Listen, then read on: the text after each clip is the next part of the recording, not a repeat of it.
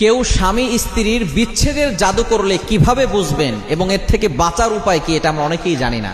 বর্তমানে অনেকেই black magic করে, কুফরি কালাম করে, এটা আবার অনেকে বিশ্বাস করে না। নবীজি সাল্লাল্লাহু আলাইহি সাল্লামকেও কিন্তু ব্ল্যাক ম্যাজিক করা হয়েছিল, কুফরি কালাম করা হয়েছিল। নবীজি সাল্লাল্লাহু আলাইহি সাল্লাম প্রায় 15 দিন ধরে অসুস্থ ছিলেন, তিনি সুন্দর করে কথা বলতে পারতেন না, সাহাবায়ে কেরাম পেরেশান হয়ে গিয়েছিলেন। আল্লাহ পাক রব্বুল আলামিন ফেরেশতাদের মাধ্যমে জানিয়ে দিয়েছেন, লাবিদ ইবনে আসাম ইহুদি, সে নবী সাল্লাল্লাহু আলাইহি সাল্লামের চুল মোবারক নিয়ে 11টা গিরা দিয়ে জাদু করেছিল। আল্লাহ পাক রব্বুল আলামিন শেষ পর্যন্ত 2টা সূরা নাজিল করেছেন, সূরা ফালাক, নাস। 11টা আয়াত রয়েছে এখানে, এক একটি আয়াত পড়ে নবী সাল্লাল্লাহু আলাইহি সাল্লাম ফু দিয়েছেন, এক একটা গিরা খুলে গিয়েছে, শেষ পর্যন্ত নবী সাল্লাল্লাহু আলাইহি সাল্লাম সুস্থ হয়েছেন। সুতরাং স্বামী স্ত্রীর বিচ্ছেদের জাদু অনেকেই করে। দেখা যাচ্ছে স্বামী স্ত্রীর ভিতরে ঝগড়া লাগিয়ে দেয়। স্বামী স্ত্রীর বিচ্ছেদ হলে দেখা যাচ্ছে যে অনেক শাশুড়িরা এটা করে, নিজের ছেলের সংসার নষ্ট করে শাশুড়িরা, অনেক ননদরা এটা করে। আবার অনেক প্রেমিকা আছে যারা কোনো ছেলেকে পছন্দ হয়েছে, বাস তার সংসার নষ্ট করার জন্য এটা করে। খবরদার, এটা কখনো করবেন না। যারা ব্ল্যাক ম্যাজিক করে, কুফরি কালাম করে, তাদের ঈমান থাকে না। কারণ জাদু করা এটা হচ্ছে শিরিক করার মতো। আল্লাহ পাক রব্বুল আলামিন এটাকে অপছন্দ করেন, তাদের ঈমান নষ্ট হয়ে যায়। কিভাবে বুঝবেন স্বামী স্ত্রীর ভিতরে বিচ্ছেদ আছে কিনা, বিচ্ছেদের জাদু আছে কিনা? 1 নাম্বার, সব সময় শুধু ঝগড়া লেগেই থাকে। প্রতিদিনের ভিতরে 2-3 বার ঝগড়া করে, মাসের ভিতরে 30 দিনই তাদের ভিতরে ঝগড়া লেগেই থাকে। এই ঝগড়া যদি বেশি হয়, মনে করবেন যে ওই সংসারে বিচ্ছেদের জাদু করা আছে। 2 নাম্বার হচ্ছে, কেউ কাউকে দেখলে সহ্য করতে পারে না।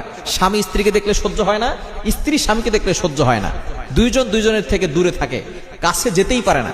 একজন আরেকজনকে দেখলেই সহ্য হয় না, একেবারে তাকে না দেখলেই কেমন যেন ভালো লাগে। এরকম যদি হয়, তাহলে মনে করবেন যে কেউ সম্পর্ক বিচ্ছেদের জাদু করেছে। এবং 3 নাম্বার, যদি কারো কাছে কেউ গেলে শরীর জ্বলে, যেমন স্ত্রীর কাছে স্বামী গেলে তার শরীরে জ্বালা পড়া শুরু হয়ে যায়, অথবা স্বামীর কাছে স্ত্রী গেলে স্ত্রীর শরীরে জ্বালা পড়া শুরু হয়, মনে করবেন যে আপনাদেরকে কেউ সম্পর্ক বিচ্ছেদের জাদু করেছে। এই জাদু করলে করণীয় কি? সাথে সাথে জাদু কাটার আমল করতে হবে। জাদু কাটার আমল কিভাবে করে, এটা আমি এক জায়গায় বলেছিলাম।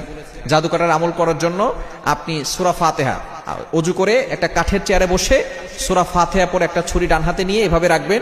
সূরা ফাতিহা, শুধু সূরা ফাতিহা পড়ে ছুরিতে ফু দিয়ে এটা সোজা টান দেবেন, বুক বরাবর, নাক বরাবর, 2 পায়ের মাঝখানে রেখে আবারও ছুরিটা নিয়ে এখানে ধরবেন। আবারও শুধু সূরা ফাতিহা পড়ে বিসমিল্লাহ সহকারে ছুরিতে ফু দিয়ে এভাবে টান দেবেন। এভাবে 7 বার করলে জাদু কেটে যাবে। এরপরে নিয়মিত শরীর বন্ধ রাখতে হবে। আয়াতুল কুরসি আর 4 কুল এগুলো পড়বেন। সূরা কাফিরুন, ইখলাস, ফালাক, নাস 4 কুল পড়ে বুকে ফু দিবেন আর হাতে ফু দিয়ে পুরো শরীরে হাত বুলিয়ে দিবেন। শরীর বন্ধ থাকবে।